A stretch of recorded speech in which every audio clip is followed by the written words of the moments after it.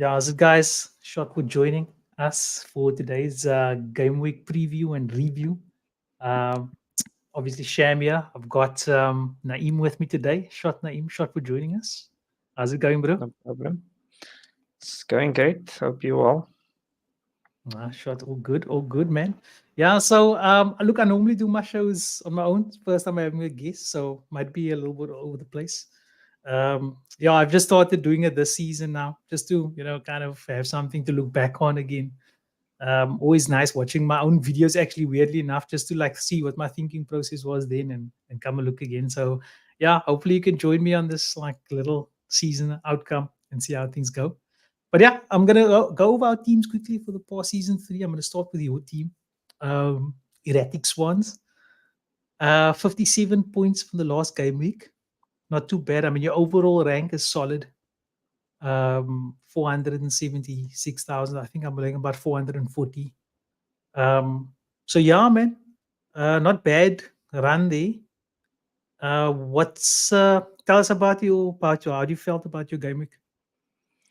Well, I knew I was taking a risk. I thought Luton Town, Chelsea's gonna roll them. I'm gonna get more points from them. That was like my differential this week. Uh, Because everybody captains Ireland every week and just leaves it like that indefinitely, unless it's a top six game and then there's some consideration to make. So I had Mudrik in the team, but he got injured, and then I went for Mudrik and Jackson up front.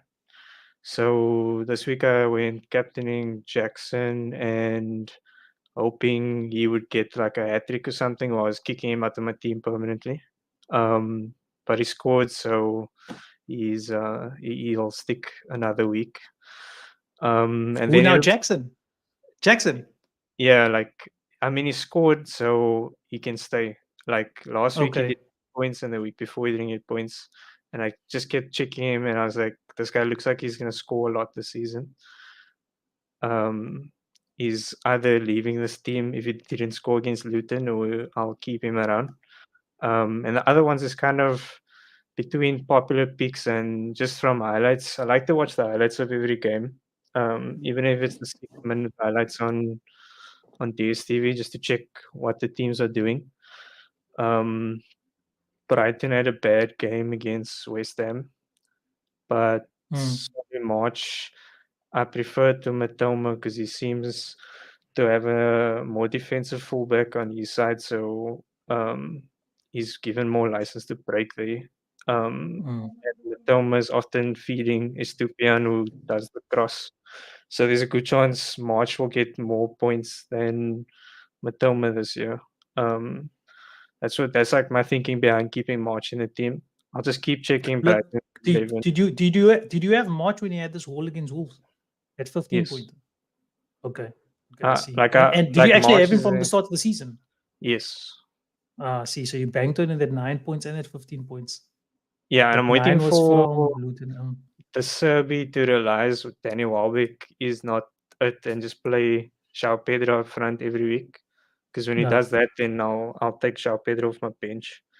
Um, because basically that's the spine of Brighton.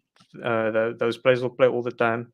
João Pedro is now not broken through the first team yet. He's a substitute, but he does. He did take a penalty game week 1, so they're pretty confident in his ability. I just don't know how come he's not starting games. I guess Danny Welbeck is the staple there in that team. So when he breaks through, I'm sure I've got like floaters in this team, like Mboemo I bought last week, and I might sell him when Brighton has bad fixtures. I mean, when Brentford has bad fixtures, and Udogi is also new to the team. I'll have to see if Spurs have a Spurs time, then I'll drop Spurs players again. Hmm. So just on your team now, I for me I've got Chilwell as well, and I brought in Sterling now, and I've got what's the other defender, Sasi. because they've got a good run of fixtures. You Yeah. can see there. So I had to make a choice between Jackson also. I had to bring in either Jackson this game week 4 now, or I had to make a choice between Sterling. And I just felt that I know Sterling had that one hole now against Luton, and a lot of people have been saying that maybe that's just Luton being off form, because you look at Sterling's stats in the first two games, it wasn't that impressive. But I just feel like Sterling, even he will, if not beat Jackson, I think he'll match Jackson. And the other reason why I wanted to keep the centre forward spot open, look, I would have definitely taken Jackson if I never had both the Sasi and Chilwell. But the other spot I want to keep open here is actually for Newcastle's upcoming games. I feel like Newcastle, from I think game week, or maybe 2 or 3 game weeks in from now, is going to have a good run. And then my other centre forward is Darwin Nunes, who has been absolutely shocking. But he scored against the Newcastle in the Newcastle game, and I've just got a feeling that he'll actually start to get a run of games in the team now. But other than that, your team, um, Mbuemo has got a liquor run of fixtures now. Also, he's not in my team. I assume you picked him up this game, which probably just after he got the wall there. Bournemouth, he can probably capitalize in, and then maybe not Newcastle, but Everton. So that's going to be solid. And then a question I actually want to ask you, because I've at the start of the season, I had to look at Stupinan, and what I thought was, you know what, the Stupinan, what I'll do is I won't get him, because when it came to this game week now, game week 4 and 5, I knew I was going to take him out of my team. It turned out to be a mistake because he's been absolutely banging. But what's your plans with the Stupinan? Are you planning to keep him, or is he somebody you're looking to bring out your team? Well, the first game week I had Stones playing there, and then Stones didn't play because he was injured, and I was like injured for a long time, so I had to, like, now I'm forced to use this stupid if I'm gonna play 4-4-2. Um, I think I've got I'm banking on Trent being playing a more midfield role, that you'll get more Okay. points. Otherwise, like, I look at the fixtures and then I kind of want all 5 of my defenders to be able to rotate. I even want to be able to play 3 at the back and not feel like I'm leaving points on the bench. Because that's like a staple. The other goal scoring or assisting fullbacks, or it's a centre back that I think is going to have a solid run of fixtures and is going to keep a clean sheet. Like, I expected Arsenal to do well and keep clean sheets, but the backline's a bit disrupted at the moment. You have Party playing right back and Gabriel not playing because he wants to go to Saudi Arabia. So it was like Gabriel, is that why is that why he's benched? Oh, I thought he Al was just Ittihad made a technically. bid, and the feeling is that Arteta is like against players who want to leave, so he's not letting him play until the window is closed or that situation is resolved.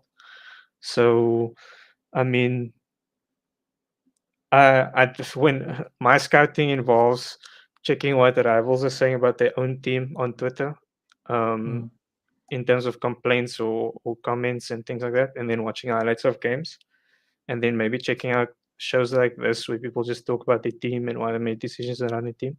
Now I mm. know, like, Saliba is considered one of the better defenders in the league, top 10 at least. Um, and I felt he would play no matter what, and Gabriel would. There's options there that they would rotate that position. So, like, if I see after the window that Gabriel's still not playing, then Saliba's the only defender I might take out of this team in the coming weeks, because the other ones are fullbacks and they're all making points.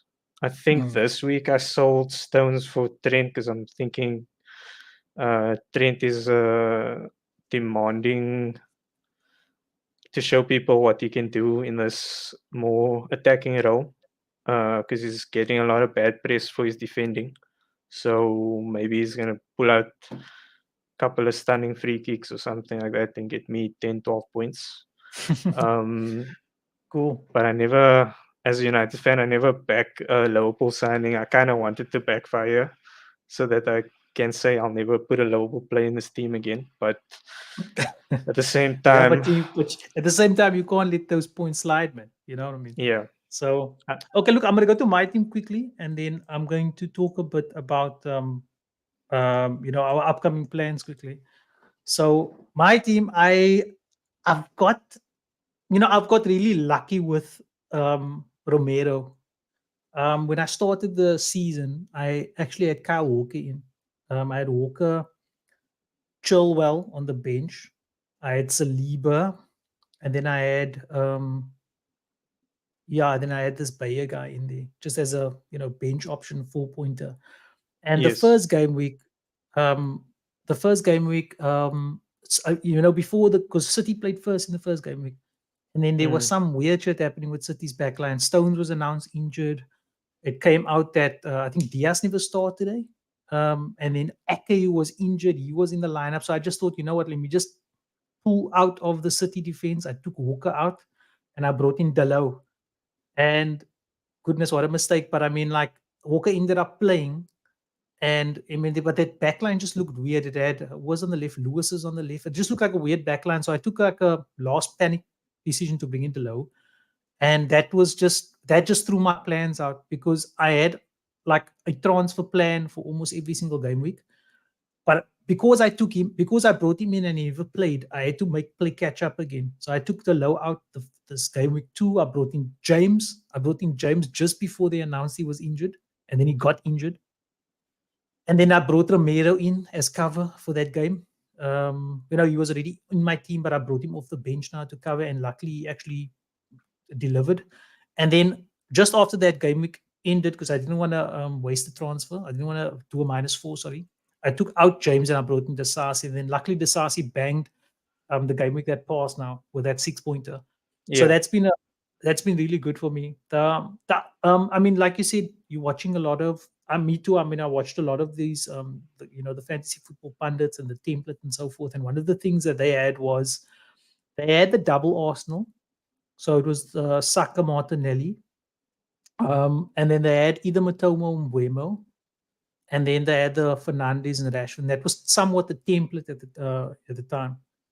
And I was leaning towards that because United had good fixtures in that first three.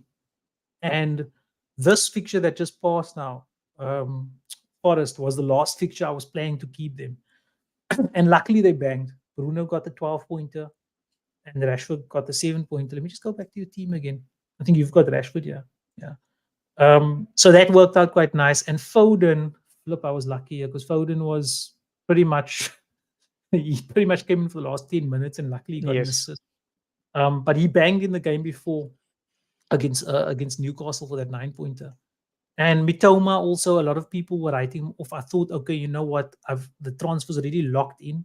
I was having doubts about him coming into the first game week even, but he's picked up that 12 pointer, and that just helped me quite along the way. At the moment, he's out of my team now. We'll take a look at my team again. But I think the sad part of this game week, man, was that man Darwin Nunes. Oh my goodness, yes, so 11 points sitting on the bench. He absolutely horrific in that first two game weeks, picking up ones. But in this game week, out of nowhere, suddenly decided to deliver. And the thing about it that made it so hard so was he lost 2 points during this time on my bench. So mm, every game week I was, because one thing I tried to do is always try and beat the price drop. And I felt him coming, but I had this problem with James and Delo and so forth. And I just decided to keep him there. He actually dropped twice in one game week. And you know what? I'm just hoping he makes his money back now because he was always in my plans from game week 4. I mean, Liverpool's fixtures now coming up is it's quite smooth sailing.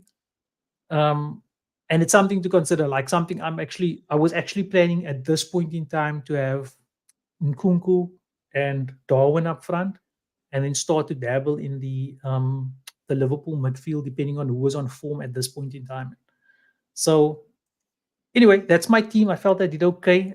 Steele was my starting goalkeeper actually, but he never played, so Ariola came in, and goodness, he picked up 5 points. I mean, like one, like typically if you get a clean sheet, you get 6 points without bonus. This guy didn't even get a clean sheet, and he picked up 5 points just from the save opportunities. That's excluding bonus. Yeah. So that was also fantastic for me. So yeah, man, been really cool, really cool. But Naeem, I'm gonna go to your transfer plans. I'm gonna bring up your team that you've sent me. But before I do that, I want to show you a little bit of a graphic that I got. You're a fellow coder like myself. And what I did was, I've got this app that I've got, or this background job that I got on one of my servers. And what it does is periodically scrapes the fantasy football site every 10 minutes and tries to get, all the changing stats all the time. There's a couple of stats that stay static throughout the game week, but there's a couple of things like transfers in and out that moves all the time. And what I did is I took your team and I just took a look at what are the net transfers for your players, what the percentage own is for them, and what their current cost is. And I just thought I'd show it in this view just to see where the trends are happening with your team. And if I look at your team, for example, top couple of guys in and out. Rashford's on the top of the list. He's on my list as well. Andre Onana, big movements. He's already got 213,000 out. And then John Stones is second in this. And everyone else is somewhat arguable. Adogi's picking up. And then Jared Bowen seems to become a favorite amongst most people as well. So, all in all, you got more players in the blue. Team is looking relatively good. But yeah, man, let me just bring up your team. So tell me about your transfer plans now for Gameweek 6, considering how the world is moving there in that way. Um. So, basically, I brought Bowen in because they're playing Luton. It's almost like until Luton show me something, I'm gonna try and target an attacking player that's playing against them, that's in a good scoring team. So, Mm, I watched that West Ham Brighton game, and the way West Ham play is they involve Bowen, and he's either feeding Antonio or he's scoring himself. I know I hit him. I hit and I missed last week on Nicholas Jackson and Sterling, but I'm pretty sure Bowen's the one who's going to grab the hat trick this week. Oh, that's just what I tell myself. Um, so Bowen might just be here for the week, and then I'll move him out for whoever's playing Luton next. It's not a sound strategy, but it's um, I feel like the rest of my team's kind of settled at the moment. mm, And then I know Nana is being removed because of the performance against Nottingham Forest, and Rashford is also being shifted because he's not playing in his preferred position. But Hoyland is coming back into training this week, so he will be available from next week. So we should see him in the Carabao Cup. If I watch that game and he plays terribly, I'd be thinking about what I'm going to do with my United players.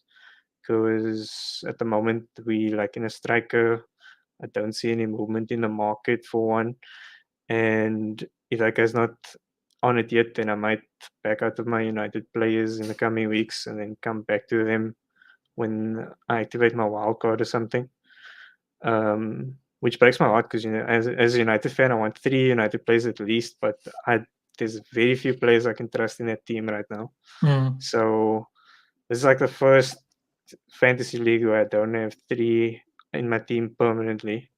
Because you have Bruno, but I couldn't afford him if I was making gambles on Nicholas Jackson and all of that, and trying to have a stable backline. Yeah, because my strategy now is to secure points with attacking defenders since the league is gravitating towards attacking fullbacks. And like that's good Onana strategy. Yeah. is, I'm not expecting him to get a clean sheet every week, but I think he can manage 3 points because we are a team that attack on transition a lot. So we invite people to take shots and stuff like that. So I'm expecting him to make 5 to 10 saves a game, which should net him at least 2 to 4 points. And then we win on the counter attack with Rashford scoring the winner. So like I might have an in my team indefinitely for that reason. But like I Mm. said, I'm gonna look at the team after the Carabao Cup midweek next week and then decide if that's my goalkeeper going forward. Okay, I'm going to quickly look at your team again quickly and just look at the fixtures for some of the players you highlighted, right? So Onana, um, look, I mean, other than the Arsenal fixture coming up, United in a wholes actually got very decent fixtures after that. So Mm, bringing in those United assets or keeping them, it's definitely a plus option. And I think, look, last season, Ten Hag's the thing that sort of changed the wheel for our fortunes was on the third game. We played against Liverpool. The first two games were shocking, similar to how it was now. And then the third game, we turned it around against Liverpool. Similar story today. It was actually a very can I say, extraordinary goals that happened against us now the week with Rashford not focusing on his lines there for that loss, for that beating of the cross and so forth. So it was a bit unusual, and we dominated the game. We do have two tough fixtures coming up. I anticipate we'll probably concede one goal against Arsenal. Last season we were, yeah, but I think Brighton did the double on us last mm. season, so there is a good chance we'll concede. But after that, I expect the bandwagons to come on people like Rashford. I've already taken Rashford out of my team. And we just got smooth sailing fixtures. We at least between the Rashford, if I take as an example, I expect him to be at least pick up between 5 to 8 points per game for that run. So definitely not a bad idea keeping there and also definitely a couple of clean sheets. Just going back to your team quickly again. Um, so the other one I wanted to ask you was about, okay, so the Bowen option is a 1 week option against Luton, and I Yeah. think that's a good. I mean, it's a bang for I mean, it's there for the points, I mean, Luton is Yes. from what I can see, most of the pundits are starting to jump on those Luton fixtures to see how you can capitalize. But you've do got a problem with Stones there. He's losing value. Stupian's fixtures is getting tougher. Um, Adoge's fixtures gets tougher after this next two. So I do want to actually ask you, when it comes to taking hits, is it something that you'd tend to avoid, or is there situations where you don't mind sort of jumping in the minus fours? If I have 2 consecutive weeks where I get less than 60, then I take a -4 hit to fix the team. Because then one change is not going to fix it. Last week I think I got 55 or something like that. So this week it has to bang a 60, or I'll probably take a minus to fix another problem, excluding the Bowen that's just there for the moment. Mm, Um, like Stones, I thought he was going to be out for 1 week, and then I checked the thing again. I see he's out for much longer. I mm, was hoping that this problem was going to go away.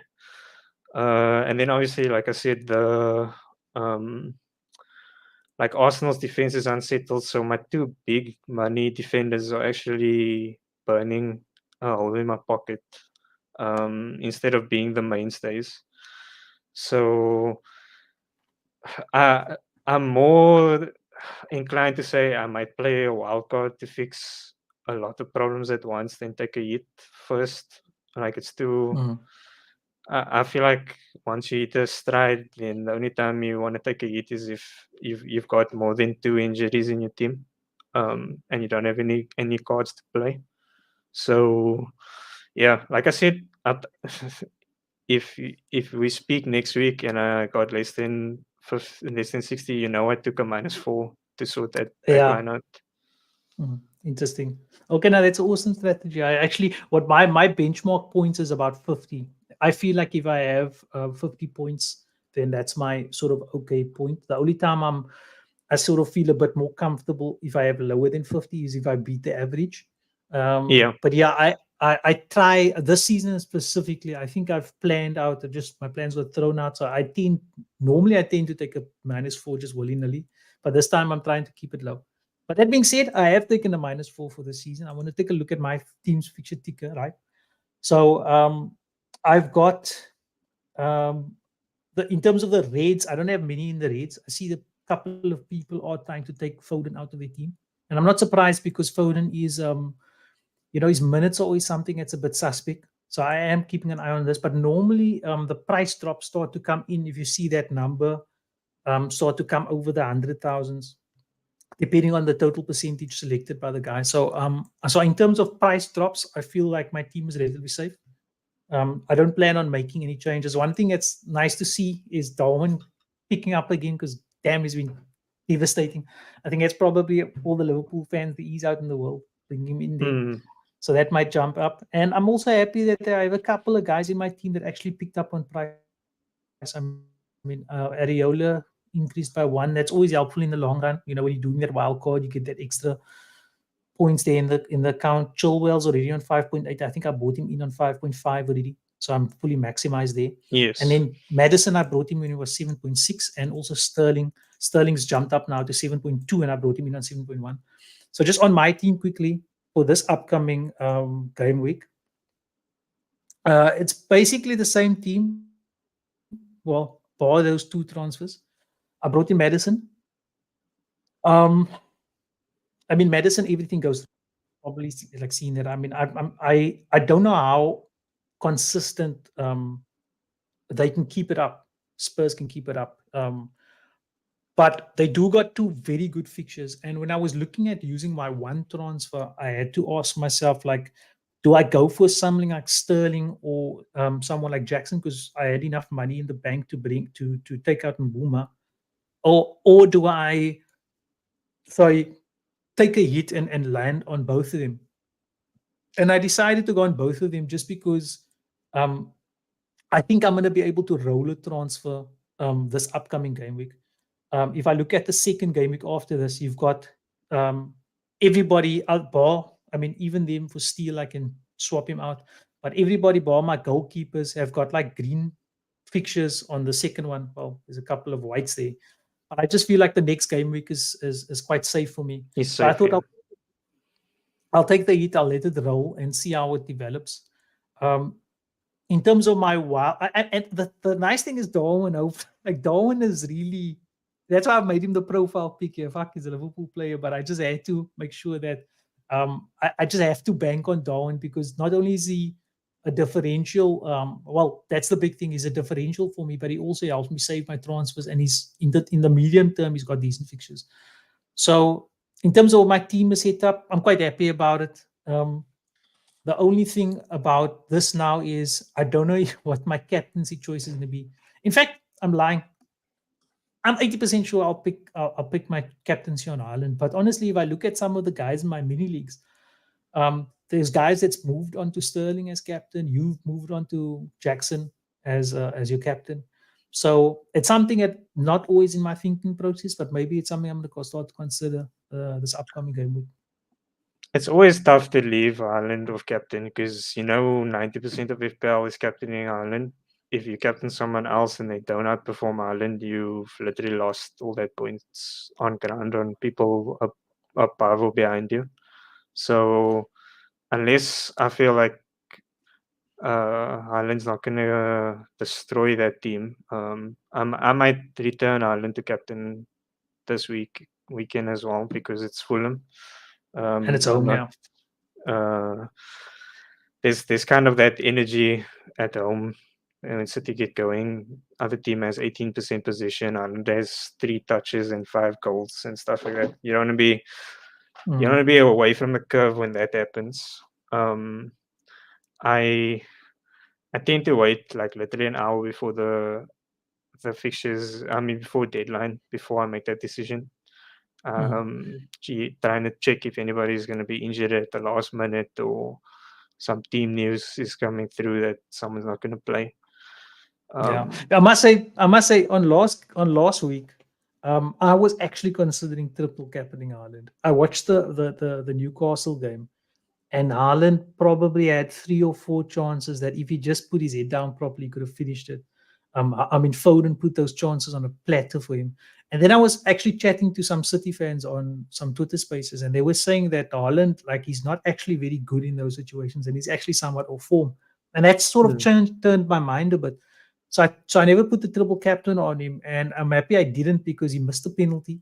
Um, And yeah, he just didn't look like he was in the chances that time. The thing about Fulham that makes me somewhat consider the captaincy is because Saka them Arsenal played against Fulham recently. I think Arsenal was home as well, and I think they drew the game either 2-2 or so. I'm actually slightly concerned about Fulham, but I don't know, man. I just still feel like there's nobody else I can put that armband on right now. Sterling is an option for me, but I wouldn't look Forrester actually too looked much into that decent. Arsenal game, Sean, Mm, because Arsenal's defense is still unsettled, and they drew that game in the dying minutes, which is like emphasizing that defense is not in sync yet. yeah. So I don't really, I don't see that happening for City. City's backline is like you underperform, they're gonna loan you to Bayern. Um, so you play or you out. Um, and yeah, Fulham is they lost Mitrovic. They don't look like they're gonna break through that often. We should be okay. I don't know, All but right, cool. Yeah, let's see how it maybe I goes. Look, pass so you what I this wanted to weekend do, and then yeah, so what I wanted to do, I wanted to go to our league. I wanted to go to our league and just take a look at the couple of guys that's in and around us. We looked at our teams. Um, Look, I've got this thing called FPL tools running on my thing. I'm pretty sure you've got it as well. And I think one of the things I like about this view is, for example, one of the things that caught me out like seasons in the past was sometimes if I'm sitting in the league, let's look at weight, for example.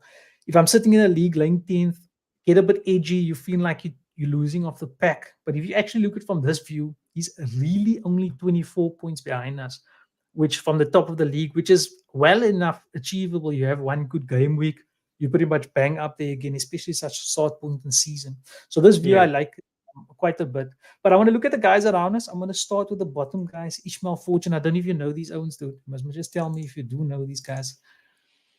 I'm Um, a novice to this community, so I only met the people that I beat in yeah. eFootball or PES. So Yeah. So looking at this guy's team, this looks like the template team for me again. Actually, very good team, actually. Very good team. Gabriel, yeah, I had to bench him. That's the two double Arsenals that I was telling you about that most of the pundits are going for, and the two Uniteds for this game week. There's actually a lot of the pundits that's actually playing to still keep these assets. The only person that might move out is Matoma and Martinelli, and that's actually a question mark, mate. mm, One of the things I've heard that was quite interesting was a lot of the pundits are planning to roll the transfers so that because I think the international break is coming up after this one. So they actually kind of want to use that international break to have two transfers in it and then do like a mini wild card, for the teams of course. upcoming game week. But in terms of his team, looks very solid. What do you think, man? Where do you think he should go next? He's got a very good team. And I guess like he's also waiting for Gabriel to settle there. That's probably a change that is coming if things don't work out for him. He hasn't played much, if at all. I don't know. I think he's only got a couple minutes in under his belt. The window's closing now, so we might see that situation change. He might start this weekend against Mm. United. Um, but I don't know. Whenever like Saka and Martinelli are playing on opposite sides for Arsenal. If it's not working on the one side, they're going to punt it to the other side. There's no way you can be sure that both of them are going to give you points every week.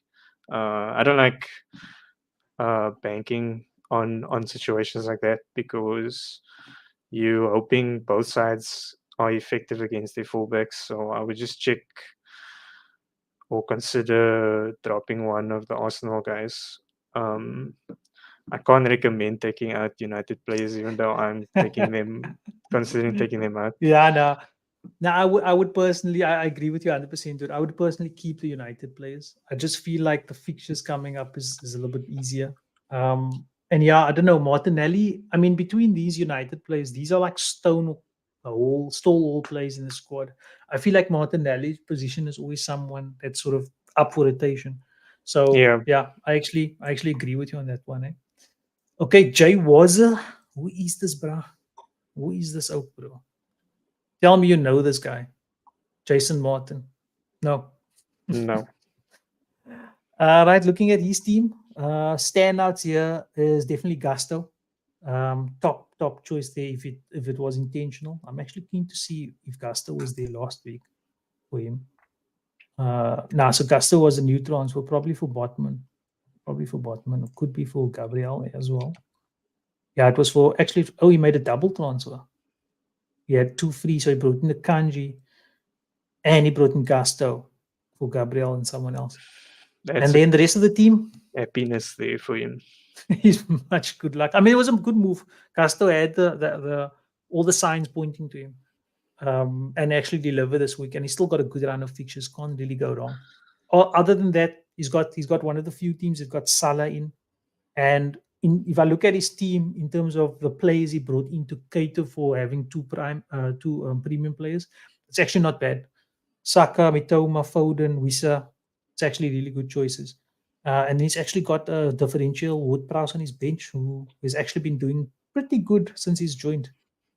And he's got I'm Luton also upset. So looking. He's on my wish list, James Ward-Prowse, because Suchek got injured last week, so they might start Ward-Prowse with Paqueta in the two midfield pivot. So that means he's taking every corner and every free kick. And last year Southampton's best point scorer was Ward-Prowse, and Moisey likes his set pieces, so there's strong suggestion that he's a pick, but maybe after City and Liverpool. yeah, the six fixtures Um, look a bit tough in the first couple of run, but it does get sweeter from like game week 9 onwards. You might be yeah, I just able to put him jump on on him my wish list. It's too early to commit to WordPress right now. There's two players that have always been unlucky for me. One is Wood-Prowse and the other one is Firmino. I've always picked them in the wrong spots. The other person who's just emerges the unlucky person is Wilson now for me. Last season, they were rotating between Wilson and Isak, and whenever Mm, I chose Wilson, fucking Isak bangs, and then I switched to Isak, and then Wilson bangs. It was a nightmare. So those are the two players. But yeah, man, good looking team. He is laying second in our league. Yeah, so he did play his wild card actually. He actually played his wild card. I actually seen that now. So let's see what happens to him. He's got an okay team set up for now, but this worries me that two fixtures there, but again, a Stupinian can always do some magic. Other than that, no real concerns really. So yeah, he's looking okay, and he's still got this magic, the magic of Wood Price to come in next week. So not yeah. too bad. Okay, look at the man who's laying on top of our league. We all know this man, this guy, Dylan Foss. He's always been there actually. Even if you look at past seasons, he's kind of always been somebody that's quite dangerous when it comes to his FPL team. Laying 226 in the league. Let's go back quickly to the table. It's about 4 points off me, 5 points off you. So well within distance. But 71 banged. Matty Cash. Not gonna lie, Matty Cash was one of the guys that was on my plans like at the start of the season, but I just didn't find the fixtures suited to where I wanted to rotate between another player. And then bam, still managed to also get Sterling in the team. So excellent 71 point return. His bench, nothing to talk about, but that's not where you need the points. So yeah, dude, what do you think about this man's choices this game? But I was gonna say that it was just luck with Cash, but like you said, he's always around here, top of the table. I can't say nice things. I always want to beat Dylan, so I don't I don't want to say too many nice things, but like he picked, I went Jackson, he went Sterling, and Sterling worked out quite well for him. I suppose he's just gonna have to. It looks like he's more committed to a midfield and attack than the backline since Carvdale doesn't actually start necessarily. And I guess he's also waiting to see what happens with Gabriel. So he's probably going to make a change there with one of those two to straighten out his backline in case the front guys don't work out. Almost done. Okay. Okay. Sorry, what name? I just gotta sort my parents actually. Yeah, no, I mean I agree with you. I think He's got the Salah as well, the second premium in. And that's always kind of hamstring you in what you can actually do, in terms of taking bigger strides. So he's got to play within that game. And I don't know, man. I've never even considered Salah as an option, so I don't actually know what his mind frame is going to be in terms of what his plans is. I think he's got choices to make about João Pedro. I know he's in your team, so your thinking process on him is a little bit more advanced than what I think about him. I just feel like I can't answer that question.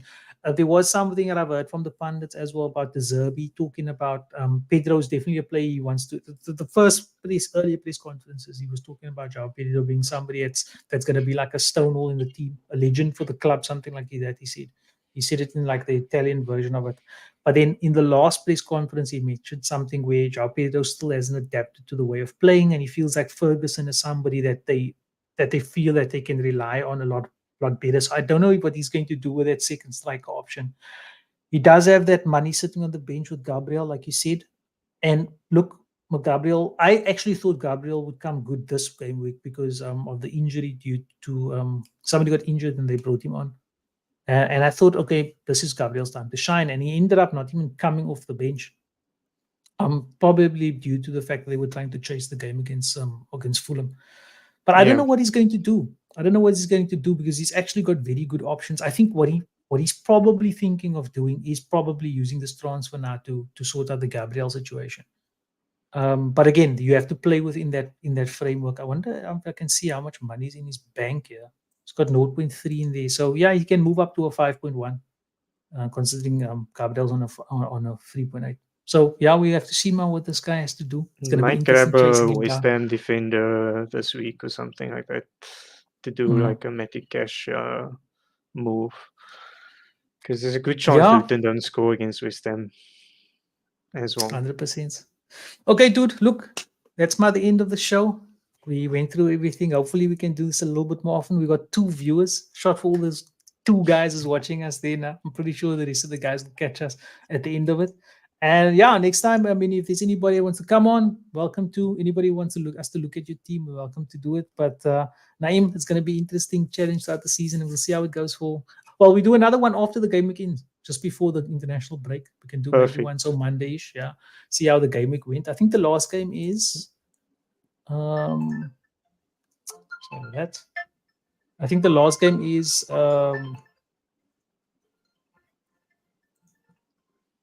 my phone is going crazy. The last game is on Sunday, so we can maybe do it Sunday evening again and see how it goes. Yeah. Cool. I will not be wearing United stuff if we lost some. Nah. Anyway, dude, shot Naeem for joining, bro. We'll No catch up problem. soon again. It was Cheers, my fun, man. man. Lekker, dude, it was. Cheers. Bye.